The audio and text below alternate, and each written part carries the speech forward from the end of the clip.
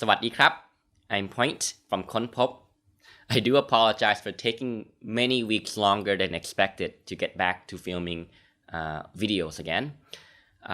After I attended my meditation retreat, as I mentioned, I ended up catching COVID. So I had to extend my stay for 10 more days, 9 more days, 10 more days, and self-quarantine before being able to travel back home. Thankfully, I did not develop severe symptoms, so I'm very grateful for that. And now I'm almost back to 100% again. So glad to be back doing videos as usual.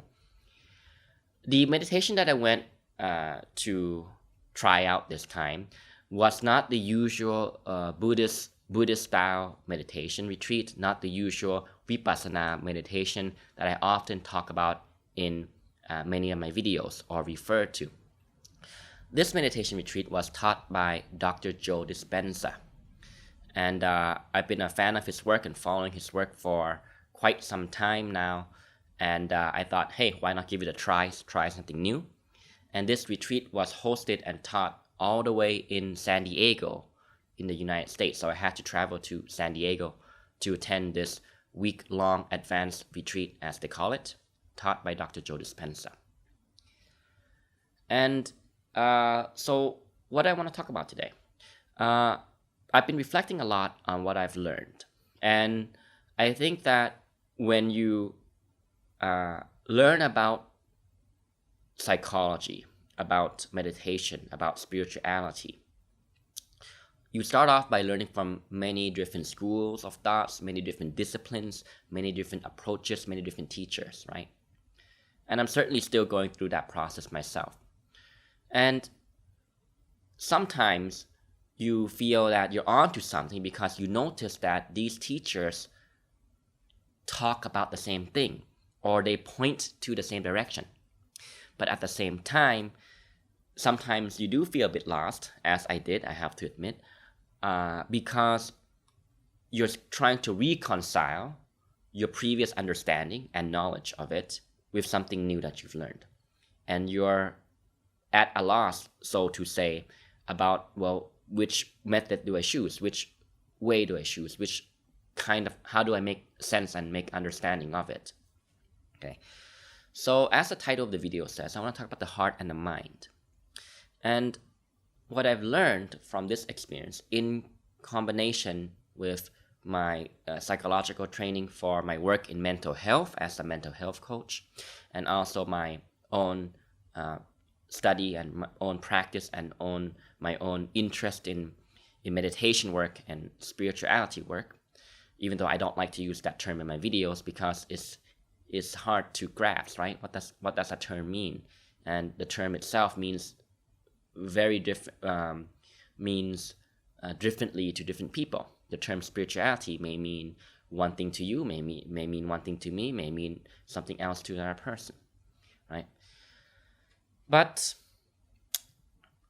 what I'm coming to realize now, as a reflection that I want to share in this video, my own reflection on it, is you really have to appreciate how your intellectual mind works, how your logical mind works, how your analytical mind works. And you have to know its strengths and its limitations. And that's what I certainly felt I got a taste of on this entire experience the past month. What do I mean by that? You see, the analytical mind is very skillful in making discernment, in making judgments. Now, judgments in this context, I mean making an analysis of a situation, coming to some conclusion so that you're able to decide what to do next as you navigate through the challenges and hurdles of life. Okay, but then the irony is that if you're overly analytical, as I found that I became more aware that I was, if you're overly analytical, then you may end up limiting yourself unwittingly. You may end up unwittingly trapping yourself, setting a frame for yourself. What do I mean by that? I think to best illustrate this, what I'm trying to say here is to use an example. So let's say somebody is stuck in life for whatever reason. Maybe they're stuck with a financial issue. Maybe they're stuck with a relationship issue. Maybe they're stuck finding a difficult time or a difficult challenge to overcome in a work situation or perhaps a health situation. So let's use the example of a health situation. Okay, so let's say you have some health condition or some illness, and you go to the doctor, and you are diagnosed with having a certain condition, and it may seem bleak, it may seem hopeless, or it may seem that you'll never heal. Okay, the intellect will look at the situation and very quickly and very subtly make a judgment of it and identify with its conclusion. This is the trap that I'm talking about. I think wisdom is about being able to have good discernment, have good analysis and understanding on the situation at hand without having to fall into the trap of identifying with it. Identifying with it here, I mean, you believe the narrative or the story of doom or of peril or of hopelessness that your mind tells you. You see where I'm going here? So what I've come to realize is, or at least I think I'm starting to realize, is I myself am too much stuck in my analytical mind or my intellectual mind or logical mind, always making an analysis and conclusion of some situation, right? But then in doing so, I often unwittingly dig myself a hole that I trap myself in. Another example is, let's say, a relationship situation, right? Maybe not even a romantic relationship, just a relationship with a friend or a family member or a colleague or anybody who you might have some issue with time to time, and you're trying to navigate those waters. Okay? Just thinking about that person may make you feel a sense of helplessness or hopelessness or doom, right? Maybe your relationship has not been smooth lately. Okay? So in this example, I want you to first of all notice what would happen if you're overly analytical and stuck in your intellectual mind. Okay? So you look at the situation at hand, and whenever you think about that person, you make some sort of very quick judgment that, our relationship's never gonna really work out. We don't connect well. I can't relate to him or her. She can't relate to me. He can't relate to me. We can't relate to each other. It's all doom. Okay? Or, judging by his behavior, her behavior, they're headed for a difficult road ahead in their life, right? And when you make that judgment, you identify with the story that your mind is trying to tell you, and that can become a trap because you limit possibilities for yourself. By making a judgment, you unwittingly believe the merits of the thoughts and thinking and the stories that your mind tries to convince you, and you become trapped and limited and framed by that. And unwittingly, a possibility of a possibility of something good happening, something better unfolding, some healing in a health situation unfolding, that possibility gets pushed away very quickly. So then the key is to understand the power of your mind, but to also understand its limitations. As a thought experiment, imagine yourself in these two examples I just gave. So one was the relationship example, the other one was the health situation example. as a thought experiment, can you look at a situation that you could argue objectively seems bleak, seems helpless, seems hopeless, seems like nothing good is ever going to happen now, we're all doomed? Can you look at that situation through your analytical mind, through your intellectual analysis, through your logical thinking, but not identify with the story that your mind is trying to tell you? And in doing so, this is an art per se. It's an art or a skill that we can all learn to develop, I think. Can you lead with your heart? Can you lead with having a picture of some better possibility unfolding despite the bleak picture at hand? Okay? And the reason why I approached this video like this today is because upon reflecting from what I've learned through this meditation retreat and all my previous work in studying psychology, studying meditation, etc., that we always talk about in each and every video, I think I'm starting to realize now that if you buy into or completely identify with, or as the teachers would say, surrender to and accept the bleak picture that your mind is trying to paint, then by definition, nothing good is going to happen. You literally limit yourself from other possibilities unfolding because you've already made an expectation, you've already projected that you can't heal because the doctor said you have this condition. You can't see improvements in the relationship because you've already made a judgment that he or she is evil, is bad, is unfriendly, is not cooperative. So a chance of reconciliation in a relationship, a chance of compromising in the relationship is not going to be possible. Okay, right? You see what I'm trying to say here? Can you see the situation for what it is, but still maintain in your heart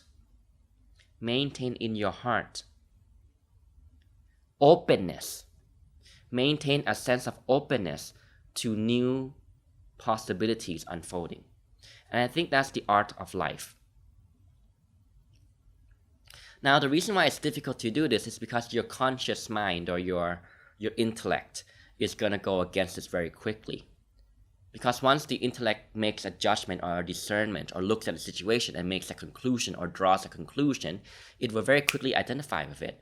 And, all those other possibilities of healing, of whatever that you want, forget it. It's not possible. See? So the art in life, I think, is to be open. And in order to be open, you must step out of your own way, per se. You must get out of the limits that your intellectual mind sets up for yourself. If you see where I'm going here. And thereby, that means literally leading with your heart. Being open to the possibility of goodness unfolding, even if you don't yet know how. While also maintaining the perspective and the clarity of mind and the discipline to confront and deal with the situation at hand, no matter how difficult or challenging it may present itself in the present moment.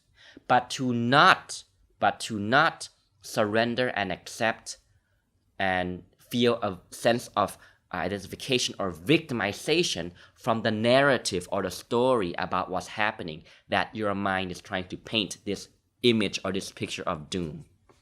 If you see what I mean.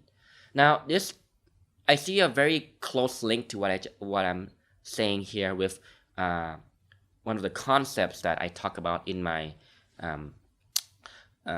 psychological work as a mental health coach. And in that work, we have a premise where true self-empowerment is, or true optimism, to be truly optimistic or to be truly a positive thinker means to understand and accept the difficulty at hand, right? And do the best with what you've got and take the actions needed to solve it. And to find the strength to accept what cannot be changed or what is already lost, okay, while also not losing hope and faith that you can get through it. See what I mean?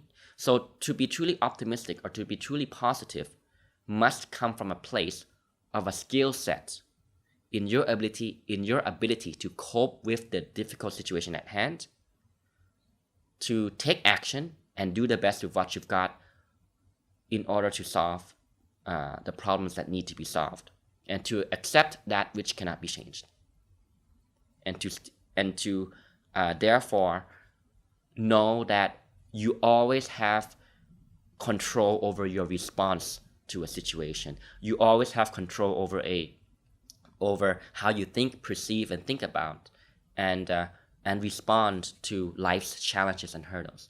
Likewise, here in this reflection that I learned from this meditation retreat is, can you look at the situation while also maintaining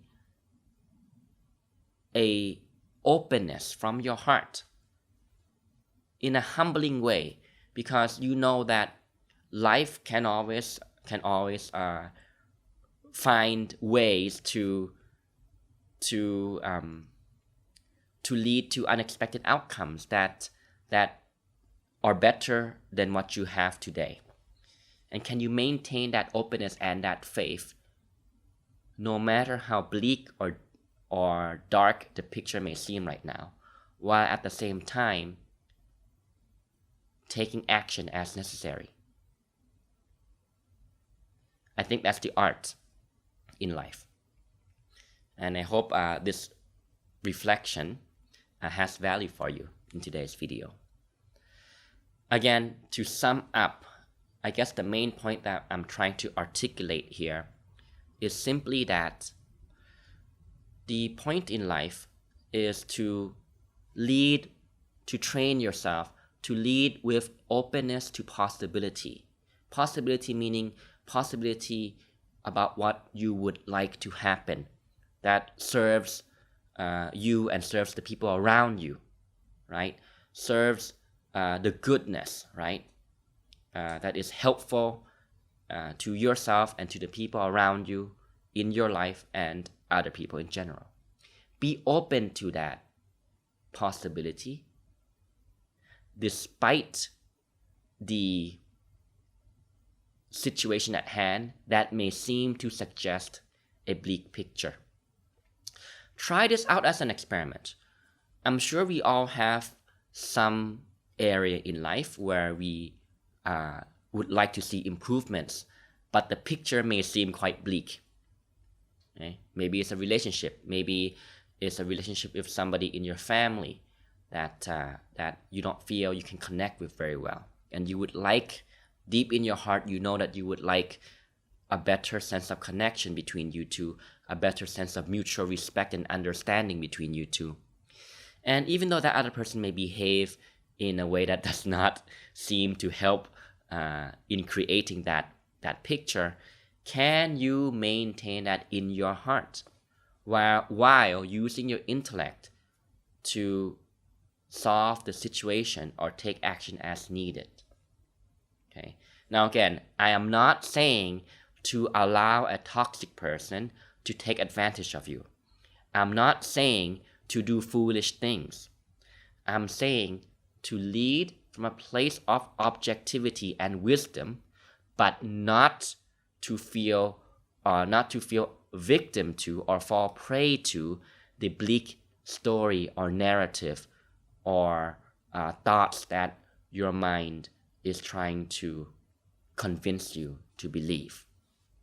And therefore always be open to possibility towards a positive change in your life and for the people around you and for the people in your life. Okay? Thank you very much for watching. I'll see you next time. สวัสดีครับ